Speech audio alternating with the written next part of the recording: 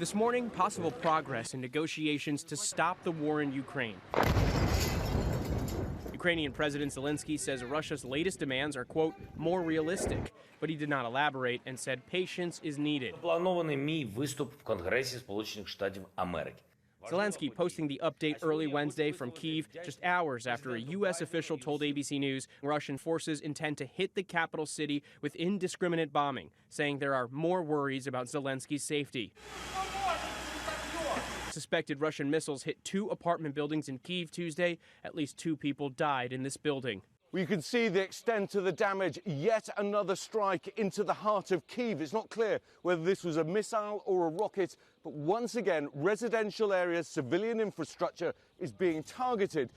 Incredibly, the number of casualties still seems to be small, but in response, it appears that the mayor of the city is now imposing a city-wide curfew. The humanitarian crisis in the city of Mariupol is growing worse. 20,000 civilians were able to escape yesterday, but officials say 350,000 people are still trapped in the city with no water or electricity for more than a week now.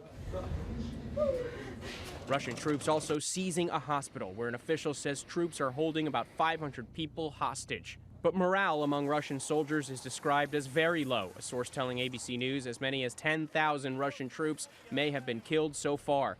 The source also saying the U.S. and other allies are looking at ways to send armed drones to Ukraine to help stop the Russians from advancing. In the meantime, a producer and cameraman on assignment for Fox News have died in Ukraine. Fox says both were working with correspondent Benjamin Hall when incoming fire hit their vehicle. Hall was wounded.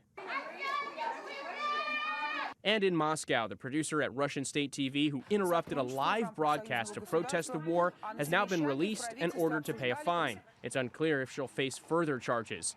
At the Kremlin, a source says Vladimir Putin is even more isolated, dramatically limiting the number of people allowed to meet him. Secretary of State Antony Blinken had this message for Putin last night. There's going to be a Ukraine, an independent Ukraine, a lot longer than there's going to be a Vladimir Putin.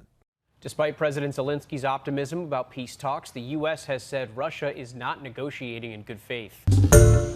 Hi, everyone. George Stephanopoulos here. Thanks for checking out the ABC News YouTube channel. If you'd like to get more videos, show highlights, and watch live event coverage, click on the right over here to subscribe to our channel. And don't forget to download the ABC News app for breaking news alerts. Thanks for watching.